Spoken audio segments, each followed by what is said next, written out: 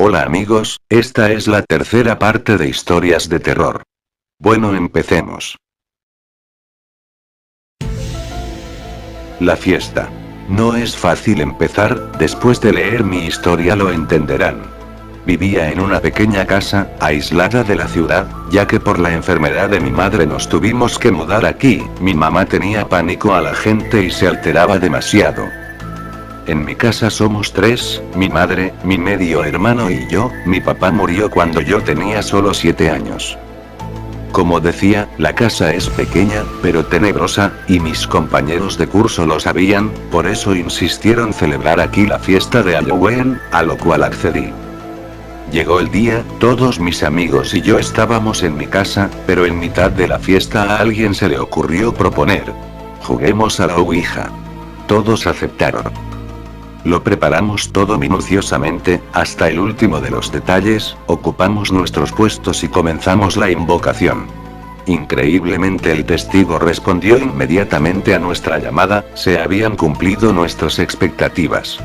Pero de repente una extraña sensación llegó a mi ser, se escuchaban gritos en la segunda planta, un frío penetró de golpe las almas de todos los presentes y una ráfaga de viento abrió bruscamente las ventanas, todos quedamos impasibles.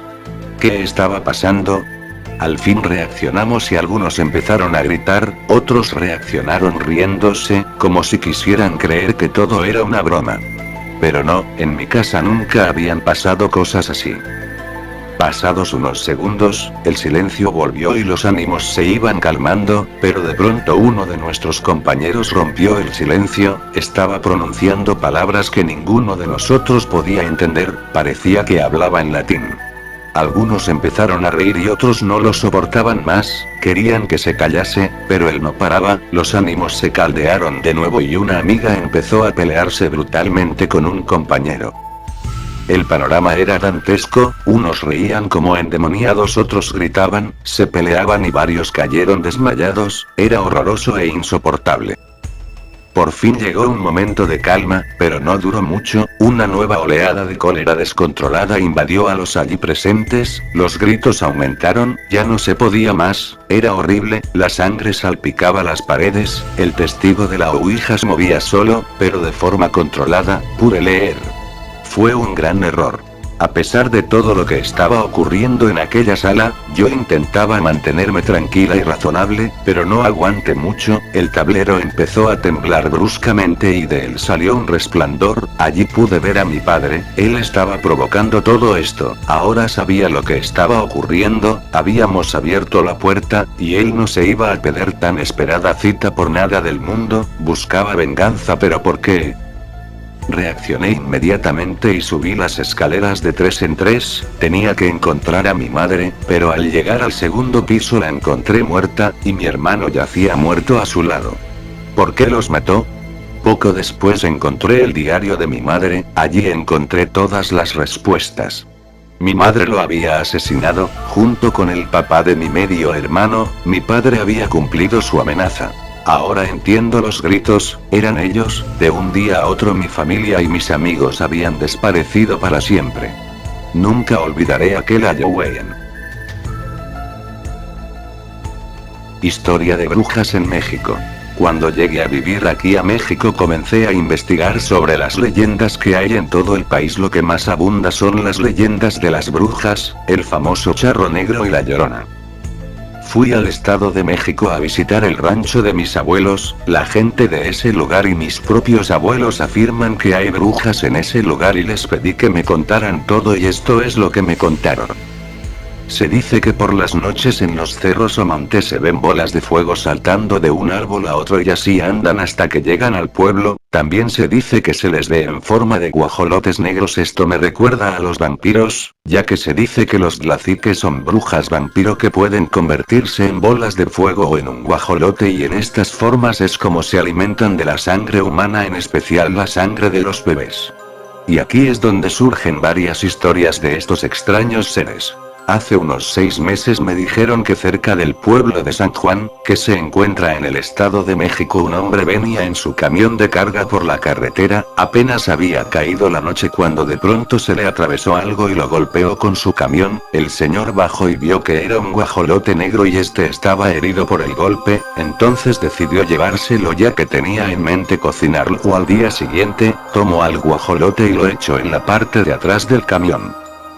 Al pasar unos minutos comenzó a escuchar ruidos en la parte de atrás del camión, donde estaba el guajolote. Bajó de nuevo y fue a ver qué pasaba. Al abrir la puerta ya no estaba el guajolote, estaba una mujer muerta. El señor a raíz de esto tuvo muchos problemas ya que pensaban que él la había matado. Las brujas cuando saben dónde ha nacido un bebé, se hacen guajolotes y les chupan la sangre hasta dejarlos muertos, y aquí va otra historia. Una señora solía pasar las tardes tejiendo en su patio, mientras su bebé dormía en la habitación. Una tarde mientras ella tejía escuchó a su bebé llorar pero ella no le hizo mucho caso. Al pasar un rato una de sus vecinas llegó corriendo y gritando: Eva. Eva. Hay un guajolote en tu tejado. Y en eso el bebé comenzó a llorar con más fuerza. La señora entró corriendo a la habitación del bebé y este tenía algo en la mejilla, era un hijo blanco que salía del tejado y caía en la carita del bebé. La señora sin dudarlo tomó unas tijeras y cortó el hilo. En ese momento del hilo comenzó a brotar sangre y esta cayó en la cara del bebé. Se escucharon unos aleteos muy fuertes, era el guajolote que se alejaba del lugar y ese hilo sin duda alguna era la lengua de la bruja con la cual extraía la sangre del bebé. En ese mismo pueblo hay otra leyenda, es la leyenda de la mocha. Me cuentan que esta señora extraía la sangre de los bebés que nacían en ese lugar. La gente se dio cuenta que era ella porque en varias ocasiones perseguían a un guajolote y este siempre entraba por la chimenea de su casa.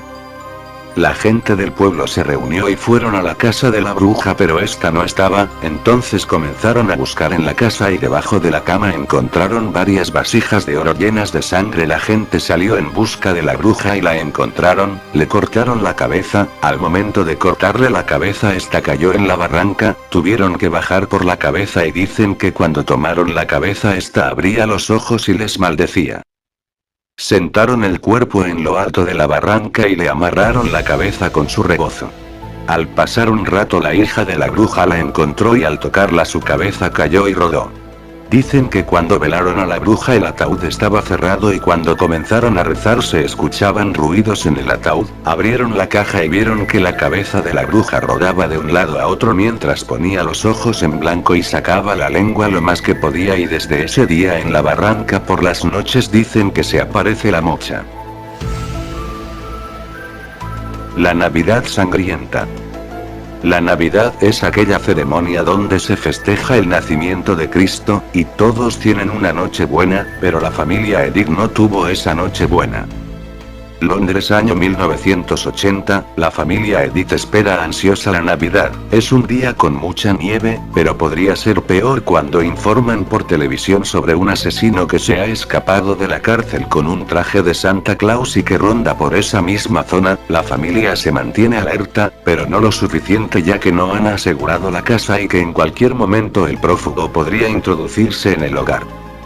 Ante esto la madre manda de dormir a su hijo en la planta alta de la casa 2 piso, para estar más asegurado.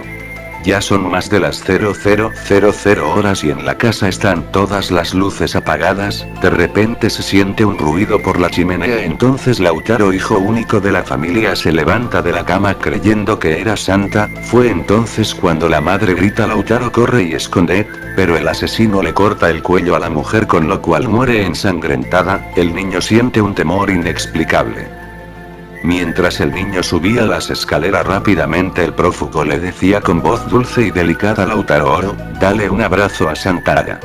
Fue entonces que en esa ocasión aparece el padre del niño peleando contra aquel asesino, pero por un descuido minúsculo el suicida saca un hacha que tenía escondido en su traje robusto y le corta el hombro al pobre hombre que gritaba agonizante en el pasillo de su casa. Mientras gritaba adolorido por la herida, el esquizofrénico hombre le corta la cabeza al papá de Lautaro. Ahora sí, Lautaro sentía miedo, pero a la vez furia y tristeza por lo sucedido aquella noche de alegría. Él estaba solo e indefenso indefenso lo único que pudo hacer fue esconderse en su cuarto, encerrarse en su closet y llamar sollozantemente a la policía sin que aquel demente se diera cuenta de la llamada a las autoridades y que todo se diera por terminado, pero no fue así como lo pensó Lautaro. El asesino aún buscaba al joven asustado, pero cuando subió las escaleras escuchó un bullicio en el armario. El loco sin pensarlo corta el cable del teléfono, abre el armario y asesina muy brutal y despiadadamente a aquel joven niño de tan solo 7 años de edad, cortándole sus miembros y extrayendo sus órganos. Mientras Lautaro agonizaba, el despiadado hombre le corta el cuello y es ahí cuando la vida de aquel niño se da por terminada, pero antes de irse el loco vestido de Santa Claus descuartiza a los integrantes de la familia, los mete en una bolsa negra y los coloca en una caja cuadrada, lo envuelve con papel de regalo y lo deja debajo de aquel árbol de Navidad que hermoso se veía con sus adornos navideños. Jamás se volvió a ver a aquel asesino, pero ten cuidado, puede que en cualquier Navidad aparezca en tu casa, pero ¿estarás preparado para ello? Esa extraña voz de la radio. Esta historia que voy a contarles me sucedió a mí personalmente, hace ya unos años. Todo es real, todo lo que cuento pasó realmente, ya es cosa de ustedes si me creen o no. En aquella época, yo tenía algunos problemas de insomnio. Me costaba dormir por las noches, coger el sueño sobre todo. Me despertaba en mitad de la madrugada y ya no podía volver a dormirme. Si alguno de ustedes ha pasado por eso, me entenderá. Es una sensación de impotencia total, el querer dormirte para descansar y no poder, dar vueltas y vueltas en la cama. Ante ese panorama, decidí que a lo mejor, escuchando algún aburrido programa de radio, podría conciliar el sueño de una vez por todas. Así que cada noche me acostaba con mi pequeño transistor, sin ni siquiera auriculares, colocando el aparato justo al lado de mi cabeza, en la almohada.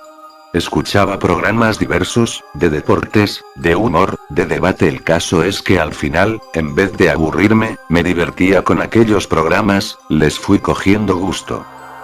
Mi problema de sueño seguía, y aunque ahora estaba algo más entretenido por las noches, no podía seguir sin dormir, porque el cansancio acumulado ya empezaba a afectarme gravemente en mis estudios e incluso en las relaciones con mis amigos y familiares. Así que decidí pasar de esos entretenidos programas, y busqué algo más tranquilo, algo relajante, que de verdad me diera ganas de dormir. Y lo encontré. En una emisora que no se cogía del todo bien, con algo de ruido, encontré un programa que empezaba a medianoche, un programa algo extraño, se basaba en poner músicas relajantes, con sonidos de la naturaleza, acompañadas de cuando en cuando por una voz de mujer muy atrayente, que contaba historias como si fuese una madre que quiere dormir a su hijo. No sé cómo, pero al poco de escuchar ese programa, yo ya estaba dormido como un tronco. Al día siguiente igual, y al otro, y al otro. Por fin había encontrado mi terapia ideal para conciliar el sueño. Las tranquilas melodías que sonaban en aquel programa y aquella voz tan melosa y adormecedora me servía de arrullo para dormir cada noche a pierna suelta. No recuerdo exactamente cuánto llevaba escuchando el programa. Lo que sí recuerdo es que era una noche de domingo. Al día siguiente tenía un examen a primera hora, e intenté acostarme temprano para estar lo más despierto posible. Sin embargo, llegó la medianoche, y seguía dando vueltas en la cama, así que decidí poner la radio y escuchar aquel programa, seguro de que con su ayuda conseguiría caer en los brazos de Morfeo. Como tenía la emisora ya cogida de los días anteriores, solo tuve que encender la radio para escuchar aquella voz tan enigmática e intrigante. Seguía siendo la misma, pero hoy tenía un matiz diferente. Como más oscuro la música, igualmente, parecía sacada de una película de terror. La historia que contaba aquella voz no era ni por asomo parecida a las otras. Era algo mucho más oscuro y desquiciante, la historia de una mujer que se volvía loca y comenzaba a matar a todos los que se lo ponían por delante. La voz iba mimetizándose con la historia, hasta tomar un tono también de cierta locura, que me provocaba inquietud, y la música no ayudaba demasiado a que pudiese dormirme. Está empezando a asustarme de verdad, por lo que decidí apagar la radio. Pero justo cuando iba a hacerlo, la voz gritó, de forma escalofriante. No. No lo hagas. No apagues la radio. Ahora no. Aquello me dejó helado. Era absurdo, pero parecía que aquella voz se refería a mí, que me estaba hablando directamente a mí. Y me pedía que no apagase la radio. Te he acompañado muchas noches. He sido como una madre para ti. Te he arropado, te he cantado y contado cuentos para que te durmieras feliz. Ahora no puedes terminar con esto así, debes acabar de escuchar la historia. Estaba paralizado por el terror. Ahora ya no había dudas, aquella voz me estaba hablando a mí.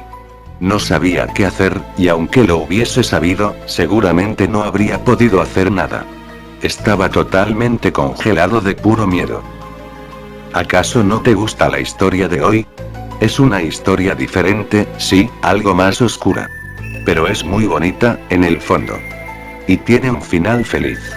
Al final, la mujer se queda libre y tranquila, después de haber acabado con todos los que le hicieron daño alguna vez. Fue juzgada y murió después de una larga condena en la cárcel. Pero murió tranquila y satisfecha. Y lo sé porque aquella mujer soy yo. No lo podía creer. Si aquello era cierto, había estado escuchando la voz de una asesina durante todo ese tiempo. La voz de una muerta. ¿Qué quería ahora de mí? Eres el único que nos escucha todos los días. Siempre estás ahí. Y te lo queremos agradecer. Queremos hacerte una visita amistosa y proponerte que tú también te unas a este programa, que te vengas aquí a hablar conmigo, para que podamos conocernos, y tú puedas ser el nuevo locutor del programa. Aquello me sobrepasaba. Estaba sudando y casi no podía ni respirar. Aquella supuesta voz era la de una asesina que había muerto, y ahora quería llevarme a mí con ella. No sé cómo encontré el valor suficiente para agarrar el pequeño transistor y lanzarlo contra la pared, donde se estrelló y se hizo añicos. En ese momento todo cesó. La voz, la música, todo estaba en calma. Pero aquella noche no pude dormir, ni a la siguiente, ni a la otra. Solo con el tiempo he conseguido volver a conciliar el sueño de una manera más o menos normal. Pero desde entonces no he podido volver a escuchar la radio. Le tengo auténtico pánico. Los fantasmas del panteón. Hubo una vez dos chicos que deseaban contar una buena historia de terror. Como no encontraban nada que contar, se les ocurrió la idea de internarse en el panteón. Así lo hicieron durante la madrugada para que nadie los viera. Esperaron durante un rato a ver lo que pasaba. Como nada sucedía, se les ocurrió la loca idea de empezar a excavar con herramienta que encontraron en un lugar en el que se veía la tierra suelta. Aunque era obvio que se trataba de una lápida reciente, su juventud los motivó a continuar con su locura.